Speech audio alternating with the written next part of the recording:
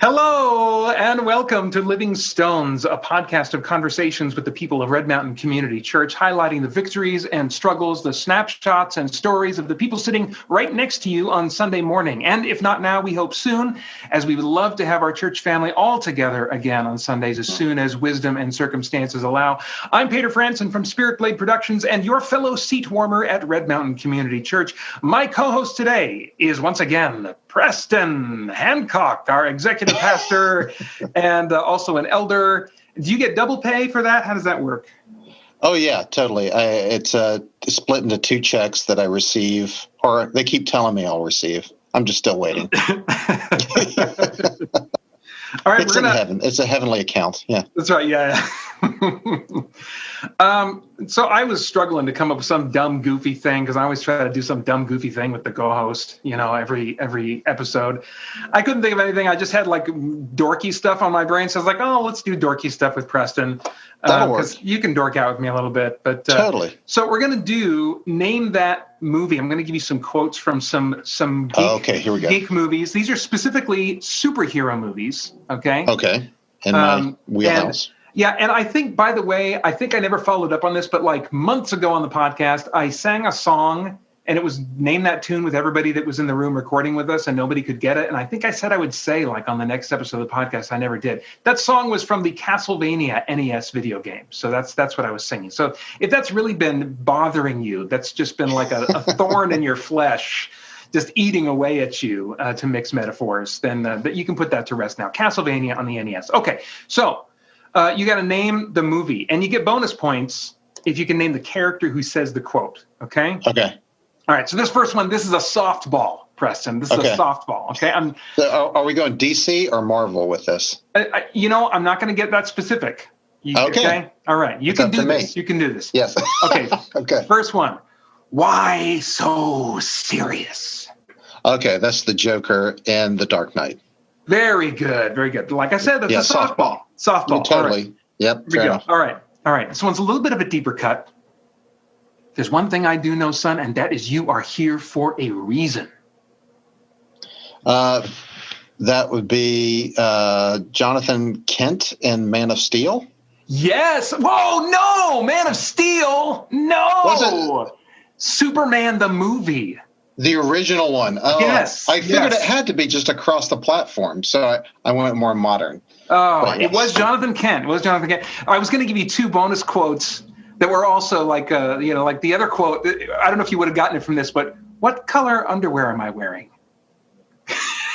That's that would be it's Margot. Margot was Kidder. The name of the actress. Yeah, Margot Kidder was the.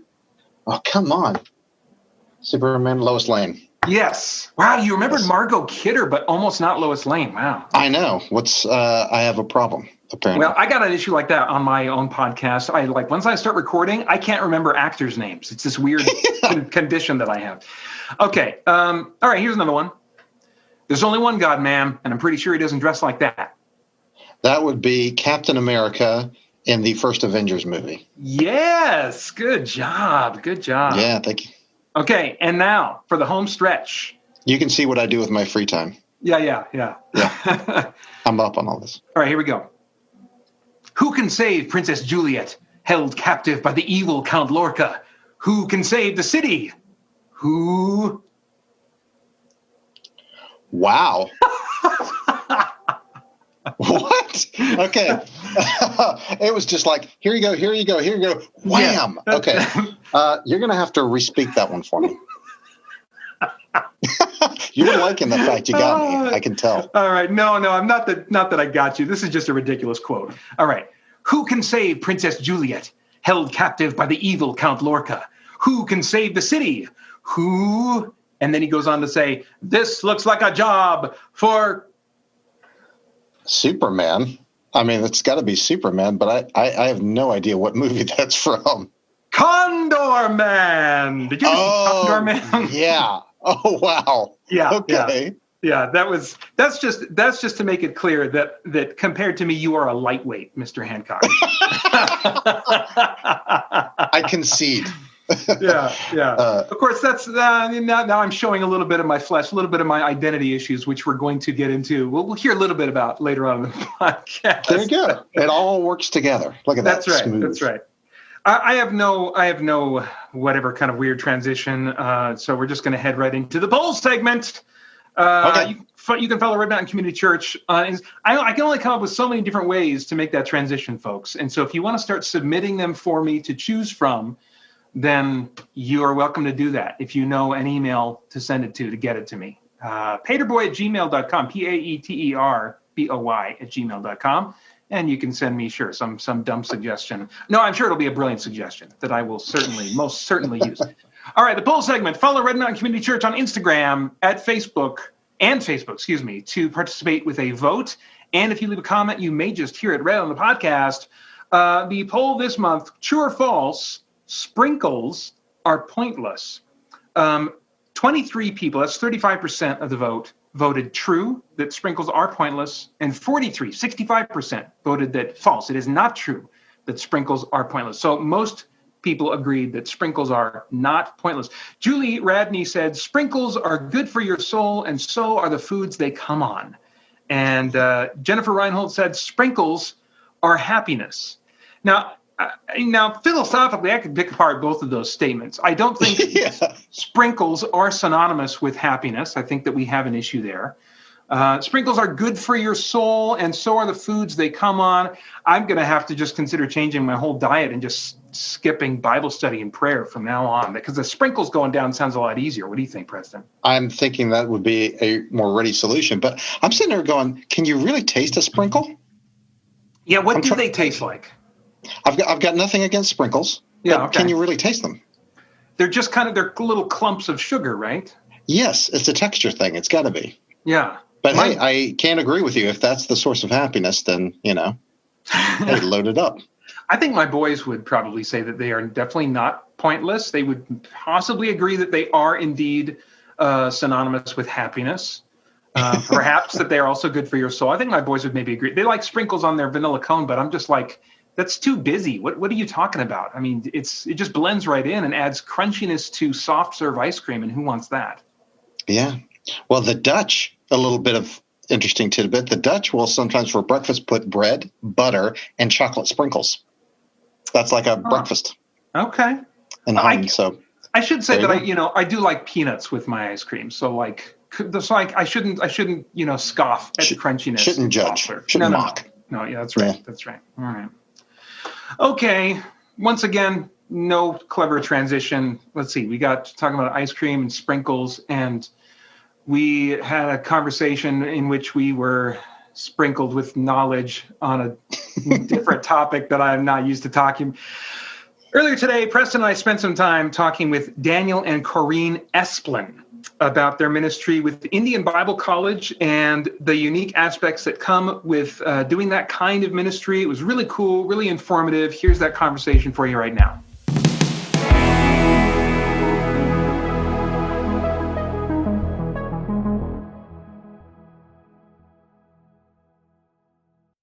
Well, Daniel and Coreen, thank you guys so much for taking time out and to chat and tell us kind of about what you guys are up to. Before we get into that, could you give me kind of like a brief rundown on how each of you came to faith in Jesus? Either one of you can start, doesn't matter. Yes, sure. So I came to faith in Jesus through a neighbor. I lived in Maine for a few years, and we had a neighbor that was a pastor, and his wife would come over and visit me often. And my rule for her was not to share any of her Jesus stuff with me because coming from a Native background, I was brought up to believe that Jesus was a white man's God. And that was not for our Native people. So I made that very clear to her. But she was very persistent and faithful as a neighbor and a friend. And she would often ask if she could pray for me. At the time, I was married to an alcoholic and was going through a lot of kind of abuse behind the scenes. And eventually I broke down and shared that with her. So it was through her prayers that I really heard how Jesus was very real, and I wanted to know more about him. So I started asking a lot of questions, which eventually led me to surrender my life to Jesus. Wow. That's amazing. The love of a friend and neighbor. Yeah, she was amazing. She was so patient with me because I was not kind to her at all when it came to the faith side of our friendship. And Daniel? So I grew up around church and Christianity. My grandmother, in fact, was one of the founders of our home church. So I grew up, not too far away from a church. And so I would frequently attend with my mom and relatives. And I knew the gospel growing up. But I also had the influence from my mom's side of the family as well. The native religion, kind of the cultural religion growing up as well. But I went to church, going to youth group growing up, and attended, services off and on. But it wasn't until I was in high school when I really drifted away from, a lot of the things that I had heard about God and his love for me. But I really hit rock bottom when I was a senior in high school. God stripped me of all my strongholds, my security, my security blanket with relationships and friends, and just all those things that I found my identity in. And so my high school year, my senior year, I really hit rock bottom and just wanted to take my life. And it was interesting that week I was, just really feeling down and out. I had a relative who was the youth pastor at my home church. He's my cousin, but I bumped into him at a grocery store, and just the simple words of, "Hey, we've been thinking about you, we've been praying for you," really began those small steps back to listening to God. But it was that summer when I traveled with them. They went to California, and I thought, hey, this will be a fun trip to California. But there was about 30 of us who went, and we attended kind of a week-long event out there with a partnering church. And middle of the week, they shared the gospel, and I knew God was tugging at my heart, and all the things I remember growing up, and I just knew God was calling me. And that was the summer of 2001. When I said, Lord, I want to surrender. I want to live for you. I want to give my whole life to you. And so now, fast forward from both of your stories, and you guys are really involved in Indian Bible College, which I'd heard someone at our church mention. I'd heard that I knew this thing existed, but I knew almost nothing about it. And first off, I have really no connection to the demographic that you guys work with. What's the more appropriate term? Would it be Indian, or you guys have been saying Native, or I've heard Native American, or what is the preferred, if there is a preferred term to describe that ethnic and cultural background? Yeah, I think that we're the politically incorrect Bible college. But Indian seems offensive to some tribes because it's been used in a very derogatory way. But for whatever reason, Daniel will share more of the history of Indian Bible College. That's what we're called. And we had talked about, should we do a name change? Maybe at one time that was acceptable. Nowadays, I think most Native people reference themselves as Native American, American Indian, Native, Indigenous is a popular one. Okay. Canadian tribes, they refer to themselves as First Nations. So, okay. What did Coreen? Now we're not looking at each other. We're not able to see each other. We're doing this remotely. But you said in your story that you come from a Native background. So I mean, what was the term that you and your family preferred? Well, I grew up on a small reservation in New York State. Okay. The Seneca Reservation, which is part of the Iroquois Confederacy, which is comprised of 6 tribes. So we, I guess, preferred to be referenced as Seneca. Okay. Yeah, I don't really remember it being a big deal. I feel like a lot of people in New York called us Indians. Like they would say, "Oh yeah, those Indians," or yeah. So I don't know if that was our preference, but that's what we were referred to as. I think Gotcha. I think generally speaking, the Southwest prefers Native. If you get up into like the Midwest, like the Dakotas, North Minnesota, they prefer more of like indigenous or maybe some of them Indian as well. Okay. Canada again, they prefer First Nations. So regionally, it depends. I mean, some folks don't like certain terms. Some of them don't even like Native American because it has the word American in there. Sure. So okay. honestly, it's kind of, I usually tell folks, just don't call me late for dinner. But so yeah, it is. But it is a great discussion for identity when we talk about Indian Bible College. Yeah. I mean, yes, we are called Native American, Indian, Navajo or Diné, whatever, but it really lends a great discussion for identity. Yeah. Oh, I'm sure. So now tell me, if you can, like a brief history of Indian Bible College, and then maybe tack onto that how you guys became involved. Yeah. So you probably don't know the name Gordon Fraser, but Gordon Fraser was related to a famous missionary named Jim Elliot, who was murdered in South America. Mm-hmm. But out of Elliot's death, Gordon Fraser had a kind of a passion and a desire to work with indigenous Native Americans here in the States. So back in 1958, he started a Bible study with 4 Navajo men around his kitchen table. And out of that Bible study, he just had a passion to say, we need to start a training center to train Native folks to learn, to be equipped and go back to their communities. So Indian Bible College started in 1958. It was a small training center, and it's grown from there. And then at this point, like how, what's the size like right now?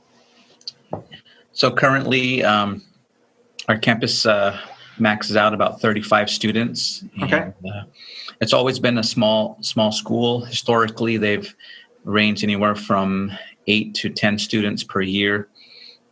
And but I would say in the last 10 years, we've been really filling every dorm, every bed, every seat, and it's been great to see God, bless us in that way.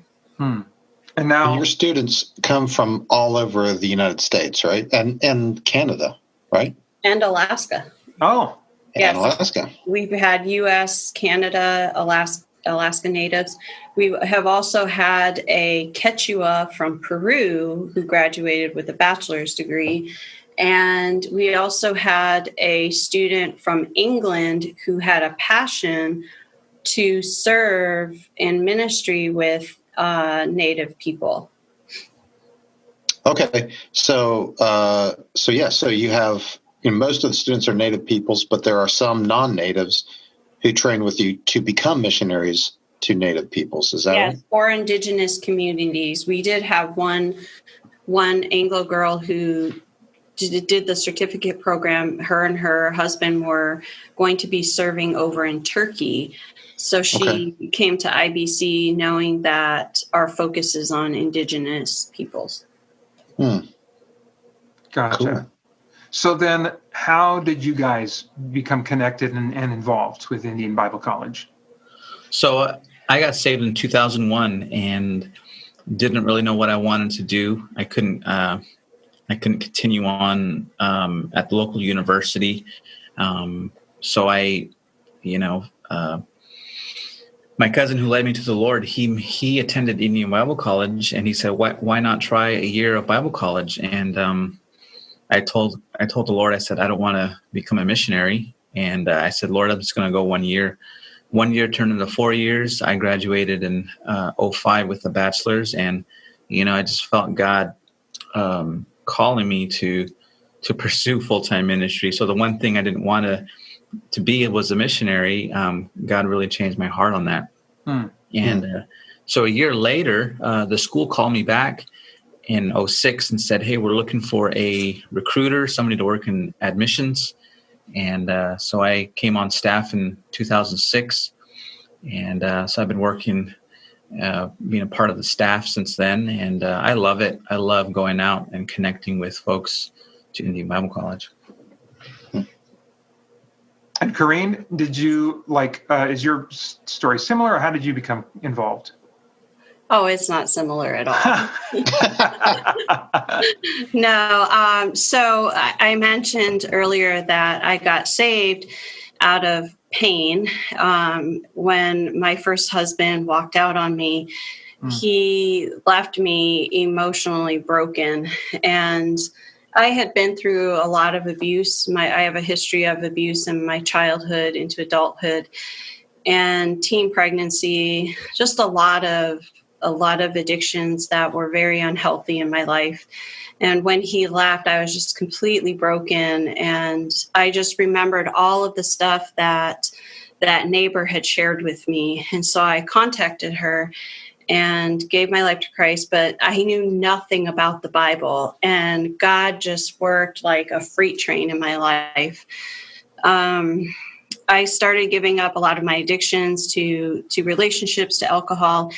And that summer that I got saved in 2008, I was on my way to a job interview, and God said, I want you to go into ministry. There's a Native American ministry called On Eagle's Wings. They travel to reservations across the United States and Canada for 1 month in the summer, the month of July. That summer, they were going to the Northwest territories, Montana, Idaho, so on.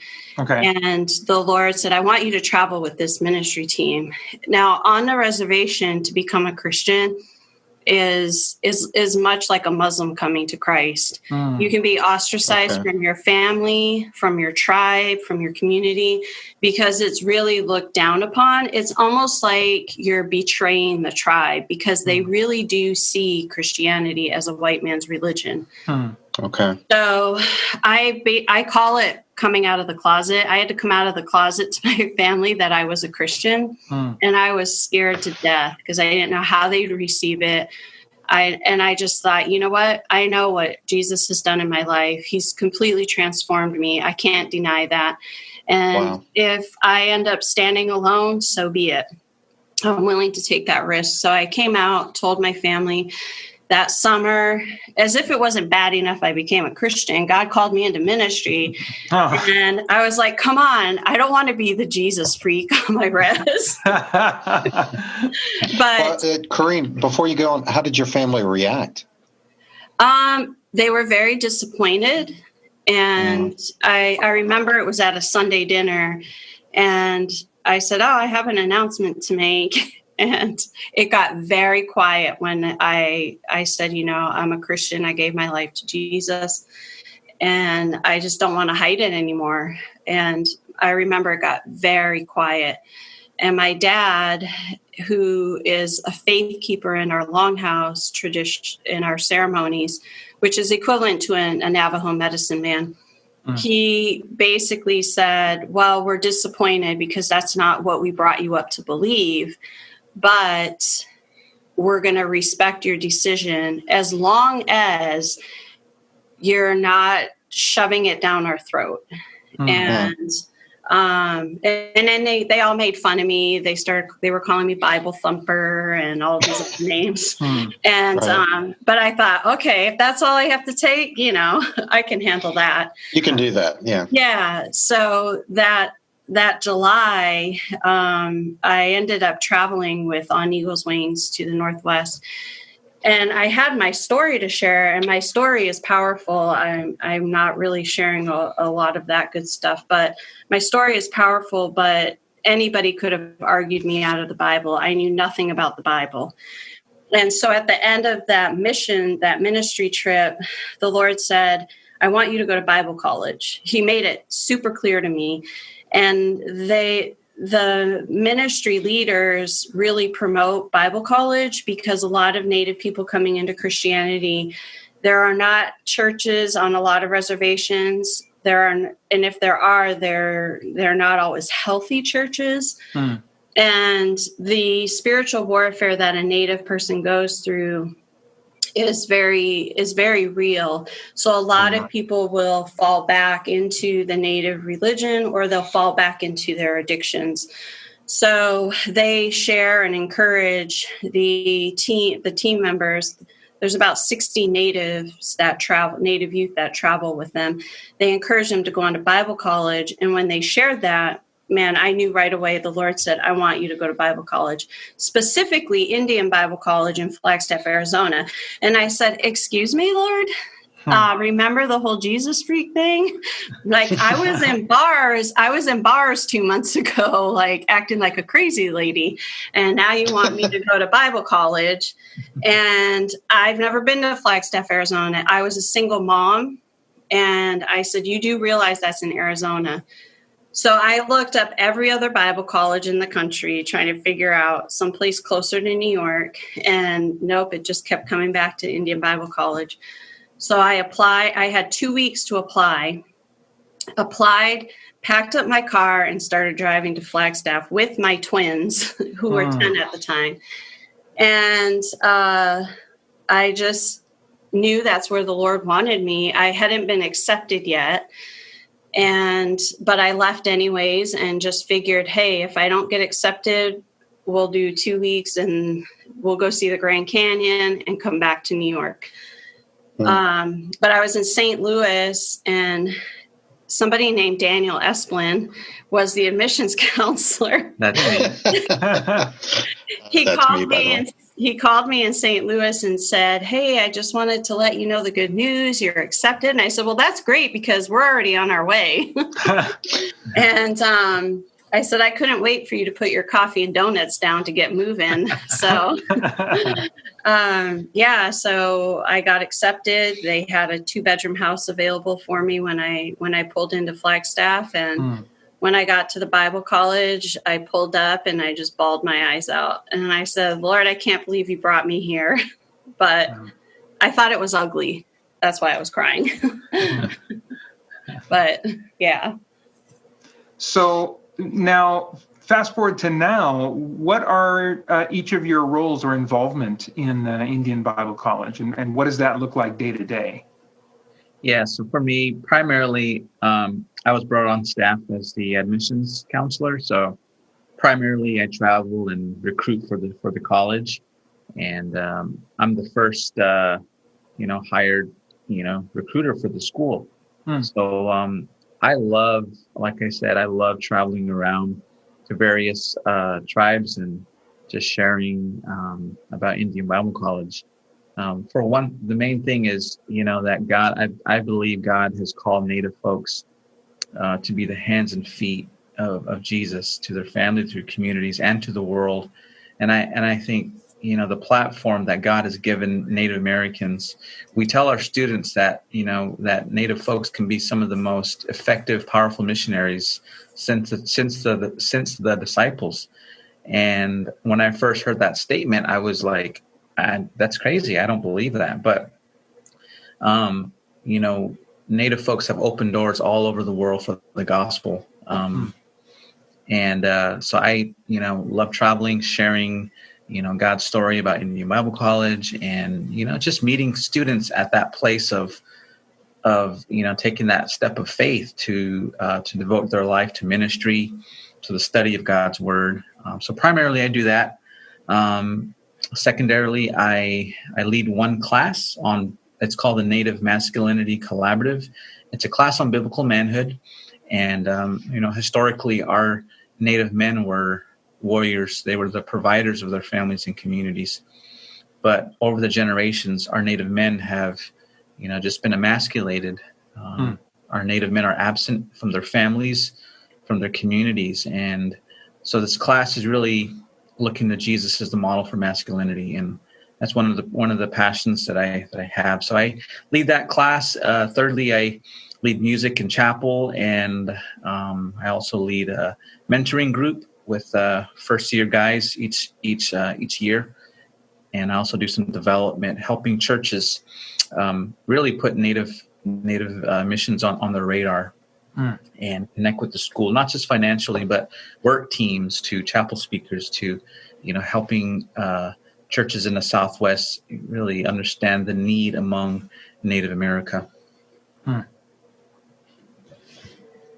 So my role at Indian Bible College, I transitioned as a student to the registrar. At the time, the school was moving from a paper filing system to an online software system, and I had a lot of experience in data, like doing data entry, and I have a background in graphic design, so attention to detail was really easy for me. So I joined the staff as the registrar, with the agreement that it would only be temporary, because my passion is to disciple other Native girls to really see their full potential and hope, living out their hope in Jesus. Because of my background, because of what I've been through, that is my passion. A lot of Native people, when they come to Christ, they have an identity crisis, because they're confused. Their family or their tribe may be rejecting them, and they're being told that they're no longer Native. So it's extremely important to understand the intimacy of Christ and how that leads to our identity in Christ, and then how we live that out day to day. So I eventually transitioned to the Dean of Women. So that's my role. Currently, I'm no longer the registrar. I've been the Dean of Women, I believe, since 2013. Okay. So for 8 years now. And I do a lot of I would call it some crisis counseling. A lot of students come in, 95% or higher of our students come into the school with some form of abuse. Sexual abuse is probably the most prevalent. And because of that, there's a lot of hopelessness on the reservation, economic hopelessness, but there's a lot of spiritual hopelessness as well. And so I help students kind of get grounded. I oversee student body leaders. I also oversee our spiritual formation process. So I'm essentially the director of spiritual formation, kind of figuring out who the mentors are going to be, the small groups. We also take students through mending the soul. Okay. So that's a big part of our process, and so students can address that abuse that they've been through and experience freedom from that. I don't lead and facilitate all of the groups, but I definitely oversee those things. And we are actually in the process right now, working alongside of Steve and Celesta Tracy to write a Mending the Soul for Indigenous people, for Native and Indigenous people. So we're kind of revamping the Mending the Soul specifically. They have an Africa workbook, so this will be their Native workbook. I'm on the committee, the panel for that, for the writing, and I'm also personally doing the design work for it as well. So basically, you don't do much during the day, is what you're saying. Yeah. No, I wanted to make that clear that every goodness. day I'm looking for something to do. So I was going to say, that's fantastic. Oh, day to day, I'm also in grad school, so I'm Oh, man. on grad school classes. Oh, wow. At Phoenix Seminary, right? Yes, at Phoenix Seminary for counseling. Wow. So I'm curious, I want to go back a little bit to what you guys said about Christianity being perceived by those in the Native community as a white man's religion. I wonder if you could expand on that a little bit more and talk about the general perception of Christianity. Maybe talk a little bit about what their impressions are of the belief content, if they have any awareness of belief content, or anything else you would want to share that you think is significant about how Christianity is perceived by the Native community. Well, Christianity is perceived as a very negative thing. There are over 500 tribes in the United States alone. And I would say the majority of those tribes are non-Christian, have not been evangelized over the history of the United States. And that really leads to where that perception of Christianity comes from. Historically, when Native tribes were colonized and placed on reservations, a lot of the atrocities that took place were done in the name of Christianity. And so they see that as a direct correlation to who this white man's God really is, that this white man's God hates Native people because they were, the goal of the United States was to kill the Indian.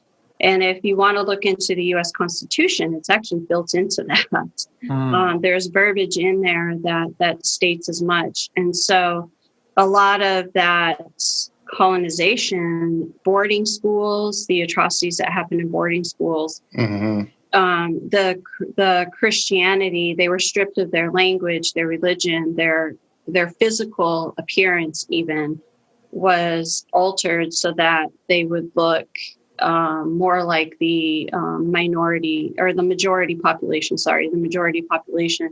So that perception has never changed over the years because it was such an ugly thing. Children were ripped out of their communities, their families. And if you know Native people are very relational. They're very communal.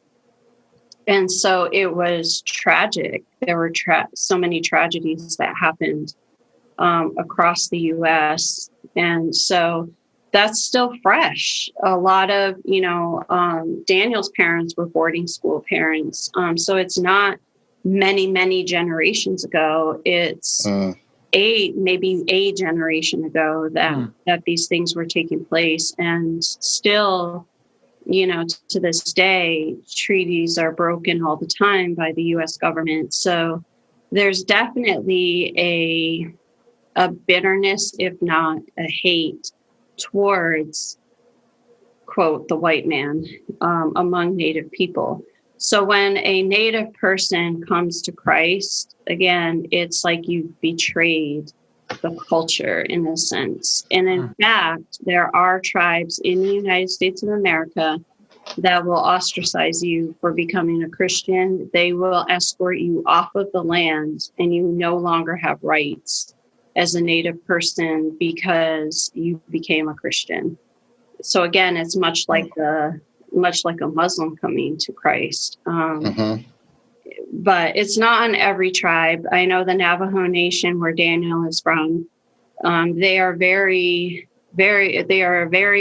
probably the most evangelized tribe in the country. And they allow missionaries on the reservation, whereas a lot of other reservations don't. A lot of other tribes do not allow that. So it depends on where you're from. Oklahoma has a high number of Christians. They're very open to Christianity, but again, it goes by region. So given just kind of like, even though it's different from place to place, given kind of like the commonality of the perception, what would you say is kind of like priority number one as you guys are looking at missions to various Native communities? If there's kind of a common starting place of, okay, we have to address this. This is the hurdle we have to overcome first or chiefly in order to be able to present the gospel. What would you say that chief challenge is, and how do you go about approaching that? Yeah, I think the first priority would be helping Native Americans understand that Jesus was not a white man. There are still folks, we talk to. This is 2020. Folks that still say, "I didn't know Jesus was not a white man." There's still folks who say, I didn't know Jesus came from a tribe called Judah. Right. And I think just that idea of Jesus was a white man, needs to be, that is far from the truth. That needs to be explained, and Native folks need to understand that Jesus was not a white man. And because there's that loss of it, there's that fear of losing my identity, some Native folks, they believe if you become a Christian, that you become a white man. You lose your identity, you lose your status. And so again, that's far from the truth. And helping Native folks that Jesus came from a minority group of people.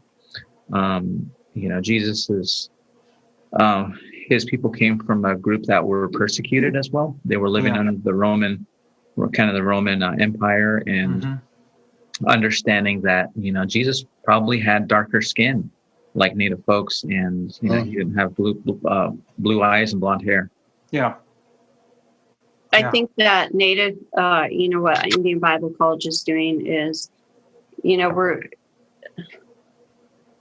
we're never going to be a 100+ student campus because of the rate that Native people are coming to Christ is very small. And so I think the fact that we focus on a small group and our focus is to disciple and educate, disciple comes first, because we have to get past those stereotypes. We have to get past the hurt and the abuse that a student has been through, so that we're raising up healthy Native leaders to go back to their communities and to have that security in their identity to be able to go back, because they're going to stand alone in a lot of cases.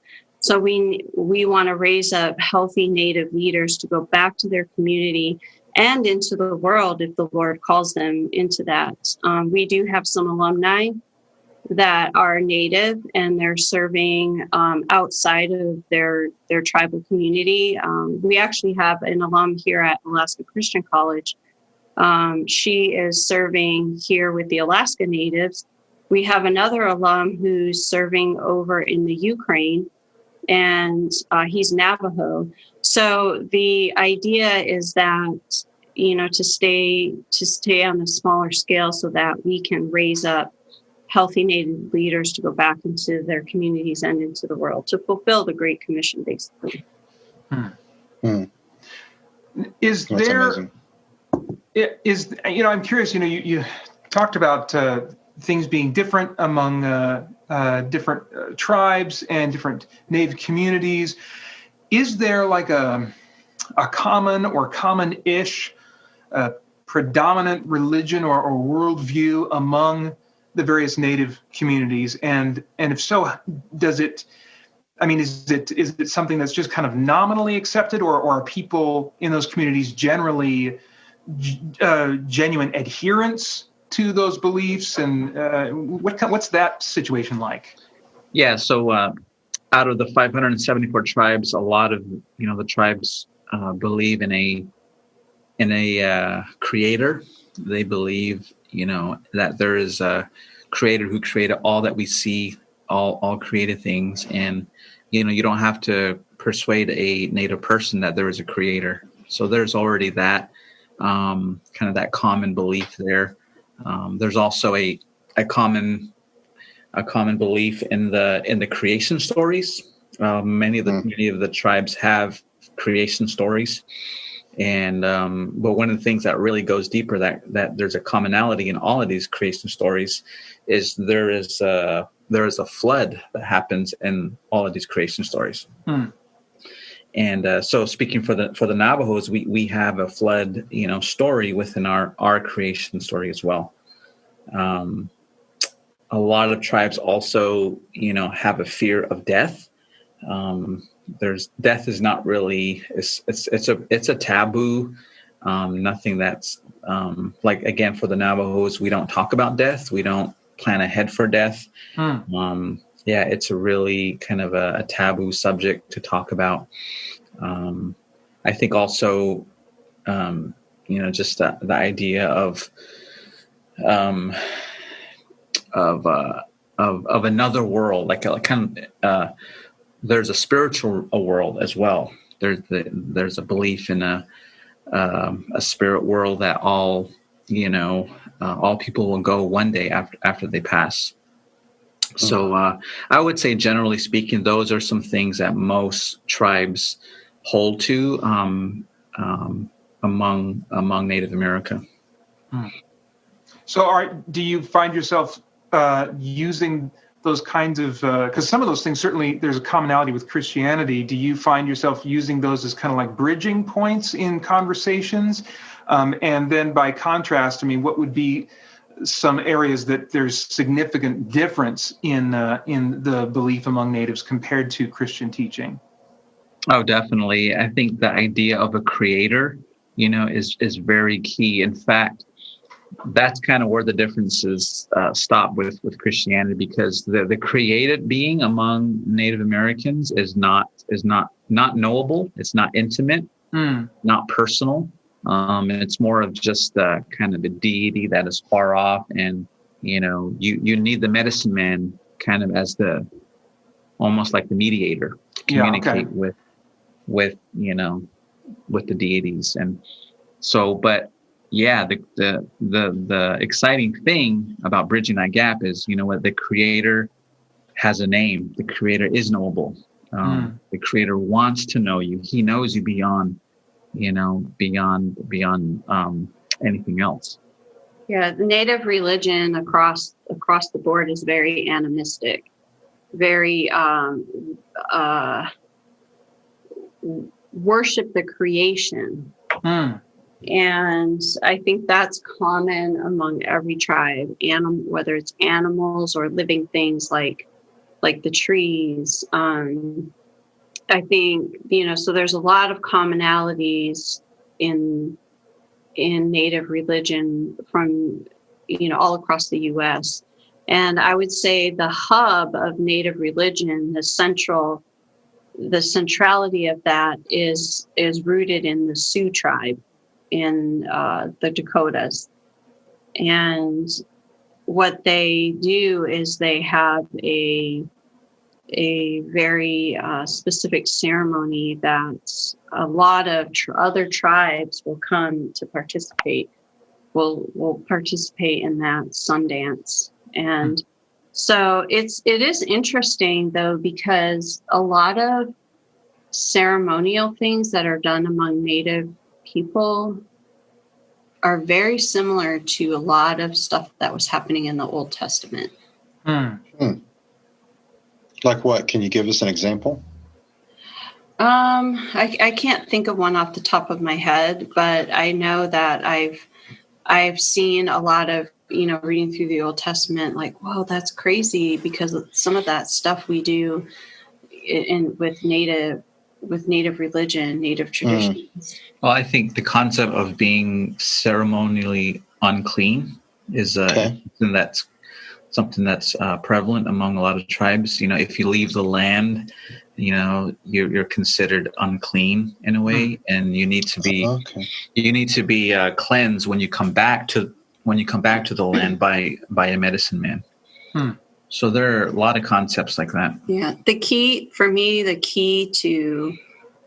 to all of this and what we share is Jesus, because you can go and you can say, oh, the creator, created all of this stuff, and we just want you to know that, we believe in the creator, and that he created all of these things, but the key and we all know the key to Christianity is Jesus. You have to talk about Jesus. You have to say Jesus, because that's where the big discrepancy is. And once you say Jesus, literally on my reservation, parents will cover their kids' ears and tell them this is not for you to hear. So you have to talk about, the way, the truth, and the life. No one comes to the Father except through me. You have to talk about Jesus. Yeah. Now, and the enemy will. It's so crazy. We talked a lot about spiritual warfare. The Native people are very, very spiritual. Everything is spiritual to them. There's a meaning behind everything. And so we have a hypersensitivity to spiritual things. And, we talk about it even among Christians, among Christian natives, because it's such a big part of our culture. And so spiritual warfare is a very real thing. Like, I know, kind of a demon in every bush kind of mentality. Like this whole podcast thing, oh my gosh, Satan doesn't want this to happen. Right. Yeah, for those who don't know, we had some technical hurdles, like several dozen, I don't know, that we had to I think that's figure out to get it going this time. Yeah. Now, I'm curious, you mentioned those kind of cultural realities that makes me wonder about just what Christian worship looks like among natives. When you go to or read about or see in some way worship happening among Christians in different parts of the world, there's some significant differences in the trappings of what it looks like, sometimes in the focus of what's going on. So tell me, if you can, a little bit about maybe what a native Christian worship service would look like, how they gather, and what that involves. Yeah.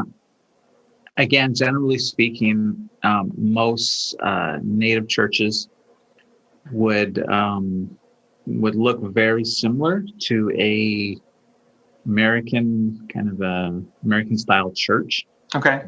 With pews and a piano, maybe some guitars, and singing from a hymnal book. It's not as how should I say? It's not as it's not unique like you would say churches in Africa or in third world countries. I say that because when the first missionaries came to native peoples, a lot of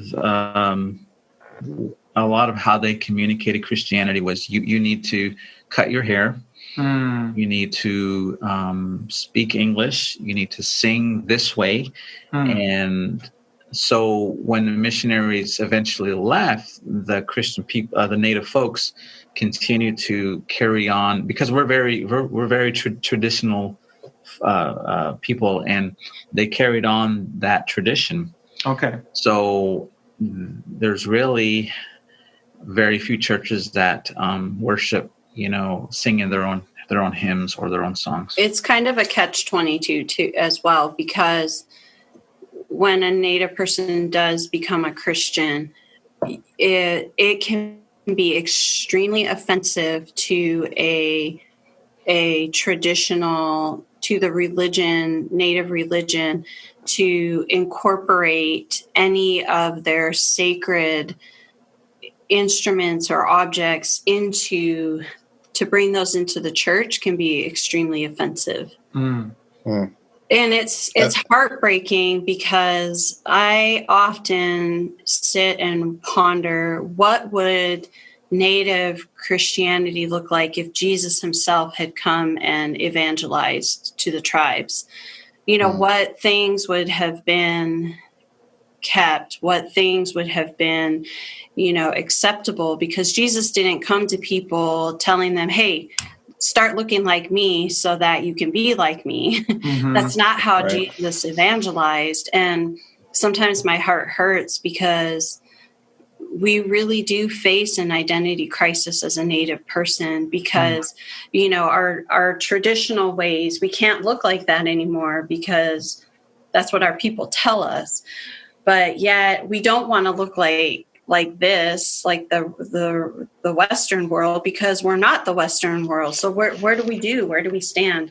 And so the easiest thing to do, the least offensive thing to do, is to just look like the rest of the American church because that's what we were taught. And is it like the rest of the American churches you would see today, or like the American church that you would have seen in the 1920s, say? No. Is it more old school, like what you traditionally see on the reservation now?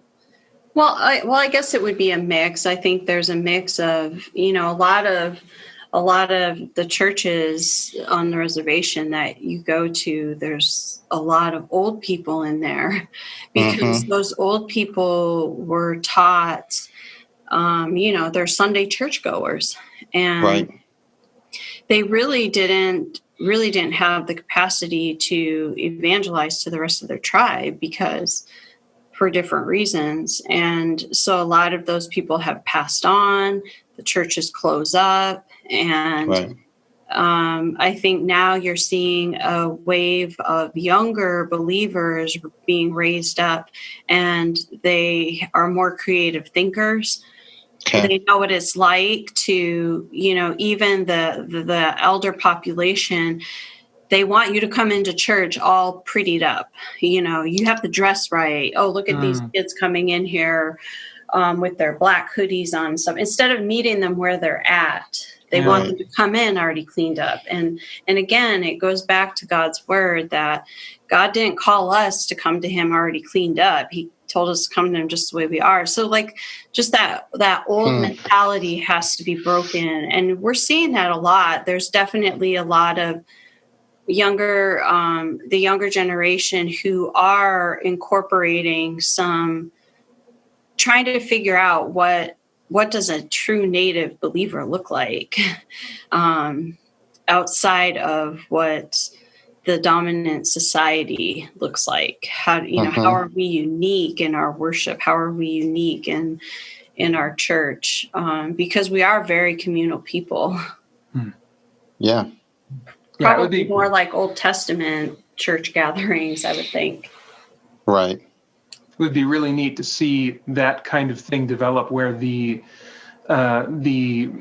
false belief content could be set aside, but the richness in the aesthetics of dress, of music, of dance could be applied to worship of Yahweh and the relationship with Jesus, and to see that play out in a communal worship environment. I mean, my imagination just kind of spins thinking about how cool it would be to see that kind of thing happen. So it's really neat to hear about the kind of work you guys are doing in an area that just frankly does not cross my mind. And just coming into this conversation, I had almost literally no awareness of this kind of ministry. But coming out of it, this has been great. How can we at Red Mountain Community Church be praying for the Native communities that you guys work with, and just for your ministry in general? Yeah, I think praying for Native America to cease to be the mission field. I think that's a big task, a big prayer request. But our vision at India Bible College is that Native America would cease to be the mission field. And after 200 years of missions, there's still less than 5% of Native folks that are followers of Jesus. And our goal, our vision, our prayer is that Native America, the Native church would rise up to be a mighty missions force, that Native churches would become trained and equipped and learning how to disciple, learning how to send out, their own missionaries. And I think part of that is, working with the students that we have. We have 30 students on campus, and just being faithful to those students and walking alongside them, not just in their, not just when they do well, but even in their worst moments here at Indian Bible College, and praying through that. And as staff members, it gets exhausting. It's discouraging at times. Sometimes we often ask ourselves, God, this is a big monumental task, but we're thankful for prayer partners like you guys there at Red Mountain to come alongside us, and just prayer for that we be able to send out missionaries, send out trained Native men and women who know God's word, and to be able to take that to their communities and beyond. Mm-hmm. Yeah, because the students that you guys are growing, they're coming from some pretty traumatic backgrounds, and so one of the things that I so appreciate about what you do is as you approach discipleship holistically, and you speak to them and help them grow through that trauma in Jesus, and then so it's not just an intellectual growth; it's a whole life discipleship, and that's hard. And so, yeah, I think that would be great to continue to pray for you guys in that. It's a hard but great work you do. Yeah, I love the phrase that I believe it was the president of IBC mentioned, that we want to focus on the potential, not the plight, because it's easy to get caught up in the plight. It's easy to get caught up in the darkness of what has happened and what is continuing to happen. Suicide rates among Native people are the highest in the country over any other ethnic or minority group. And it becomes a pandemic when suicide takes place. And it's interesting that COVID has really, the anxiety, the depression, the suicides that it has brought out in the major population of the United States. But those are things that Native people have been dealing with for centuries. And, there's a lot of darkness on the reservation, spiritual darkness. And, I wasn't exaggerating when I talk about the spiritual warfare. Often we see students that apply. It's one thing, it's a big thing when a Native person comes to Christ. It's an even bigger, it's an even bigger daunting thing when a Native person takes that next step to grow and to become grounded in the Word and to come to Bible college. We see students that apply, prospective students, and Satan just takes them out in one way or another. We actually had a student that had applied to the school, and he had been trying for years to come, and he finally got accepted, came to his time to fly out here from a small community, First Nations community up in Canada.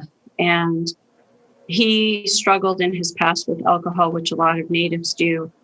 He got on the plane, or before he even got on the plane, he stayed with a ministry couple and went to get some sugar for coffee, something simple like that.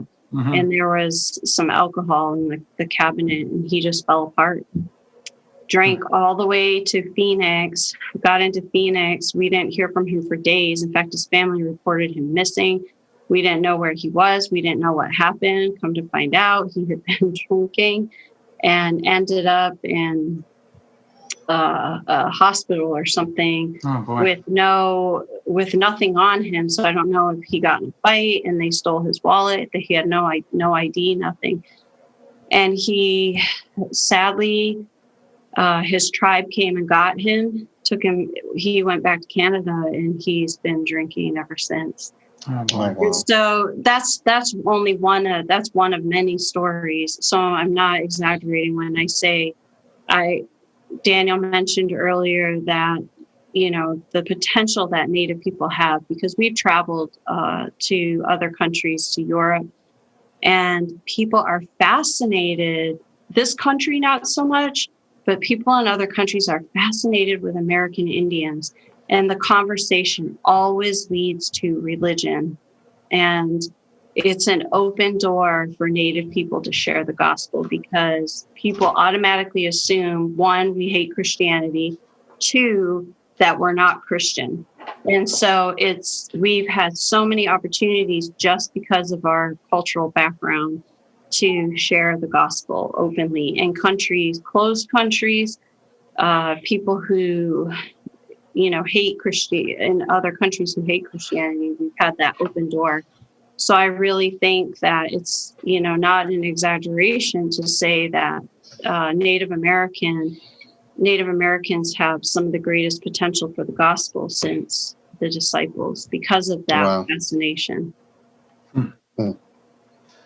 Well, thank you guys so much for taking time out and sharing what I imagine there's a degree of heaviness. I mean, it sounds like for both of you, this is very personal work that you're doing. And so I appreciate you just investing in the heaviness of the topic and also your passion. I hear your passion and your excitement over the potential of your ministry. So thanks for just giving us the opportunity to become more aware of what's going on, what God is doing through Indian Bible College and you guys. And we will look forward to hearing more updates of what God is doing in the future. But thank you both so much for talking with us. Thank you for letting us share as well. Thank you. Yeah, thanks, guys. All right, we're good. All right. Wonderful. That was great. You guys feel good about that? Yeah, we do. I Good. think so. This is my first podcast ever, so I think it's okay. All right. Well, it was an amazing job. Well, I guess more importantly, do you guys think it was good? No, yeah, it was great. Yeah, it was great. It was great. Yep. Apart from the technical difficulties, which, I think I'm with you in the spiritual warfare end. But I think it was fantastic. Yeah, it's hard not to get emotional. It's hard not to get emotional because, I think Peter said it, very well, that we are passionate about it because, in some ways we're standing alone. And so we want more people on our side. Yeah.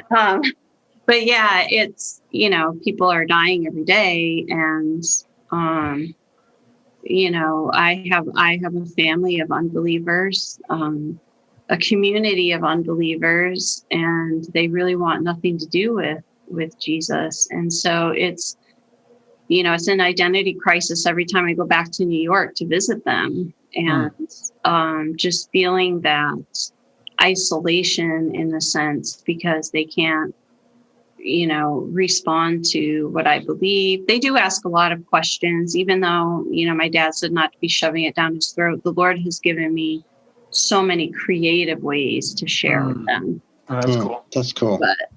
Well, I didn't share this on the podcast, but we had one of our applicants found dead in a hotel in Flagstaff last month.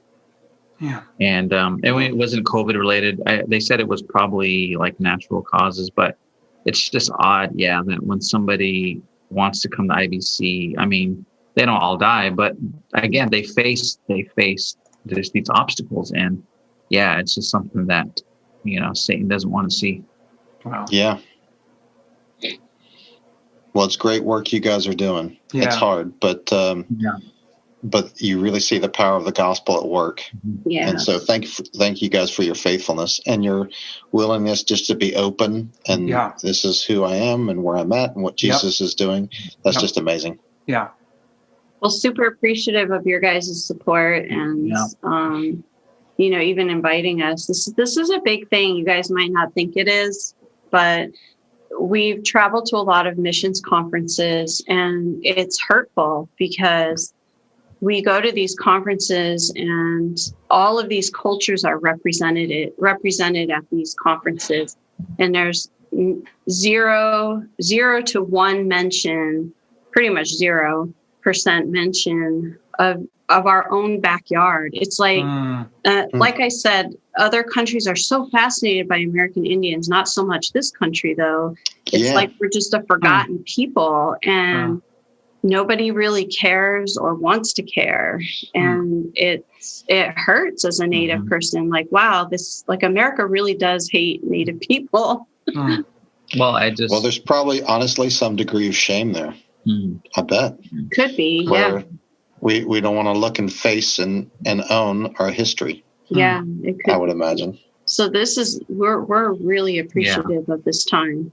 Well, I would again just thank you guys too. Out of the 574 tribes, who is going to reach those 574 tribes in the U.S.?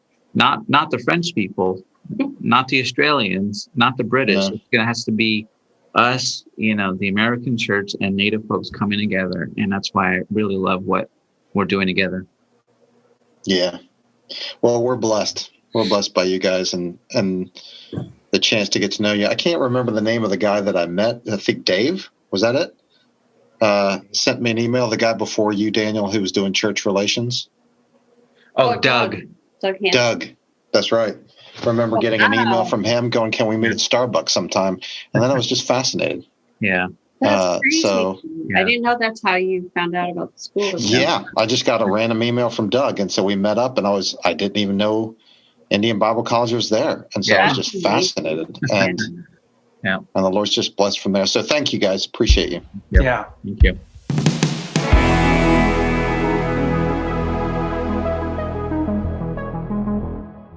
Well, I say this all the time when we record these about the conversation. That was a really great conversation. They're also unique. Every episode, that's the neat thing to be in the chair that I'm sitting in, is that month in, month out, it's there's a lot of variance in the kinds of conversations that we have, the kinds of topics that come up, and I didn't see this one coming out of anywhere. It was a wonderful thing to be blindsided by this whole realm of the Native community. And so there was a lot of interesting stuff that came out of that conversation. Preston, what would be one, or it sounds like maybe you were saying you had two things that really stood out to you. What would you say jumped out from the conversation? I think for me, like I said in the episode, the weight of the work that they're doing is so significant. And I so appreciate it because they really do take, if you think from a Garden of Eden original state of man, where there's this physical creation we're interacting with in humanity, and the spiritual, and it's all happening at the same time and all being engaged with. That's really what they're doing with their discipleship. So they're taking a look and they're combating all these false beliefs and false doctrines, and there is intense spiritual warfare with that. And then the trauma that they deal with. So it's not purely counseling, and it's not purely spiritual warfare, prayer. It's this holistic biblical knowledge, deep counseling, spiritual warfare, this holistic approach to discipleship, which is just so hard and yet so good. And the work that they do is just that impactful. So for me, I'm left with that, and so appreciative of their approach and that the Spirit's blessing them in that. The other thing is what Daniel said there about being a mission force. I so appreciate Indian Bible College's approach to that. So yes, they want to see Native peoples in the United States evangelized, but across the world, they want to see Native followers of Jesus just impacting the world, and to have that big of a vision. Yeah. Well, it's very Great Commission. It's great to see that kind of holistic view. So I'm just impressed by that. Yeah. Yeah. One thing that stood out to me is actually different than the thing I thought I was originally going to say, but how the word identity kept coming up. And that really just seems to be a core issue, like globally right now. And I remember reading, or at least in like countries that have like internet infrastructure. I remember reading a book years ago that talked about how culture was going to change because of the internet and the internet age that we were heading into. And one of the main things was going to be people having a sense of losing their identity as the world becomes smaller and is all at our fingertips with the internet, that there would be this thing that would start happening where people would start clinging wherever they could to some kind of cultural heritage, cultural identity, because that would start slipping away as it all starts bleeding together because of the internet.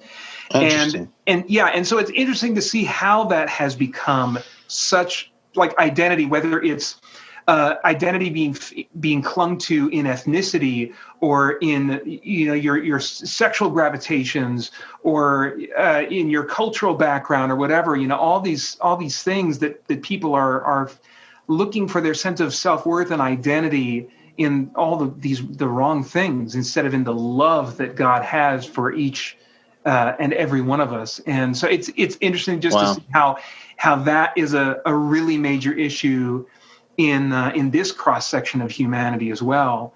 Mm-hmm. And go ahead. No, I was just going to say I was struck by that too. Yeah. There's a lot that could be mined from that conversation. I feel like I frequently say, at some point in these interviews that like we could have the same people back on to talk about some other facet, like I know there's more to Coreen's story that I want to know more about, and even like what you just said right there, Peter, the whole thing of identity, you're totally right. We could spend a whole episode just processing what does that look like for them, especially given history, to accept Jesus and find their identity in Jesus. 100%. Yeah. Wow, cool. Well, that is going to be it, though, for this episode of Living Stones. You can follow Red Mountain Community Church on Instagram and Facebook, where you can also participate in our poll question, and also be sure to subscribe to this podcast wherever you're listening so you don't miss out on the next episode. In the meantime, I'm Peter Franson. And I am Preston Hancock. Thanks for listening, and we'll see you on Sunday.